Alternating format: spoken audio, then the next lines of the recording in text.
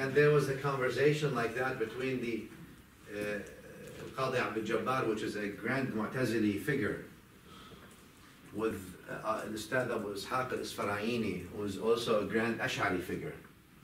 So the Mu'tazila are close to the Maturidis in a sense. If I was to put the Mu'tazila would be closer to the Maturidis than the Asharis.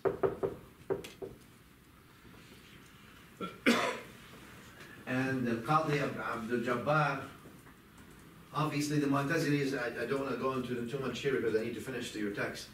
But the Mu'tazilis, they in generally view that, number one, Allah gave you absolute freedom.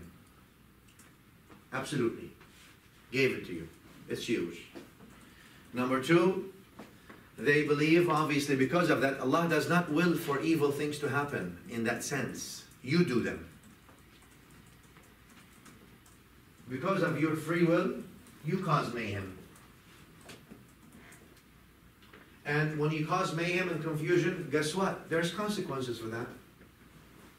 Not just on a local level, on a much wider level.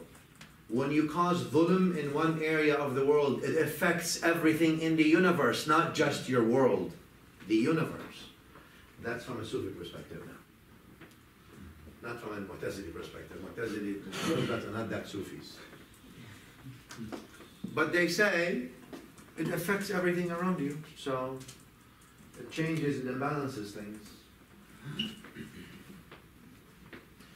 So Al-Qadi Abdul Jabbar in this conversation told Ustad Abu Ishaq, he told him when he met him, the first thing he said, Subhana man tanazzaha anil fahsha. He said to him, Subhan means what? Glorified, above being attributed with, who does not will for fahsha, evil things to happen. Now what's the response from the Asharis? Because it's a problem. So Ustad Abu Ishaq, he says, he replied to him by saying, Subhana man la yajri fi mulkihi illa ma yasha. He says, tasbih to him, glorified he is, the one who nothing in his dominion happens except what he wills. Because the issue now becomes, if he does not will, but again, all these conversations are subjective, huh? I mean, but just take that. I just want to explain the position rather than give you a sort of an actual description. So allegedly, Qadi Abdul Jabbar said to him, أَوَيَرْضَى رَبُّنَا أَن يُعْصَى. Is our Lord pleased if he's disobeyed? In other words, he told you not to kill and you killed. Is that pleasing to him? Surely it's not pleasing to him. But the point of the Ashari is not about it's pleasing to him or not. Is it against his will? It's not pleasing to him, but it's not against his will. So the response by Abu Ishaq was, أَوَيُعْصَى رَبُّنَا قَهْرًا. Will our Lord be... What is this, man? Okay. Will our Lord be disobeyed against his will? Can you disobey him again? You said, is our Lord pleased being disobeyed? The question to that, he's not pleased being disobeyed, but can you disobey him against his will? No. So the question, the response was, أَرَأَيْتَ إِن مَنَعَكَ مِنَ الْهُدَى وَقَضَى عَلَيْكَ بِالرَّدَى أَحْسَنَ إِلَيْكَ أَمْ أَسَاءَ. He says, how about if he decrees for you to be born in an environment of no belief, and then he decrees for you that you die on kufr? Al-Mutazili is saying that, Qadi Abdul Jabbar. Did he do you good or did he do bad? If you say Allah does bad, that's kufr by itself. If you say it's good that he made me kafir and made me die kafir as well, I mean, you know, that's not really good. So it's a catch-22.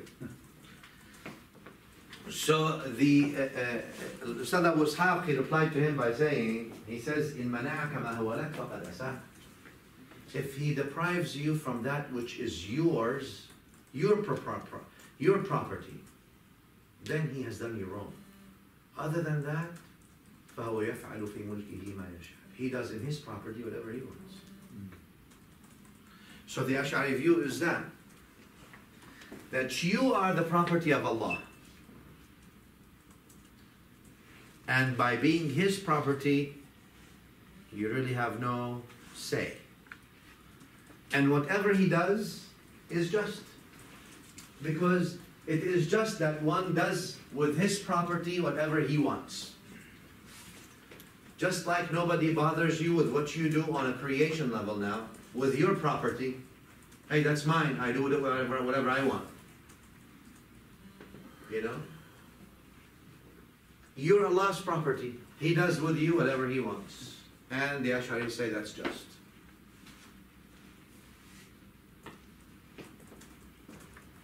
Some of the Ash'ari, radiyallahu anhum, they're very close here. They say the human being has mail. Mail means you don't really actually do things, but you lean towards it.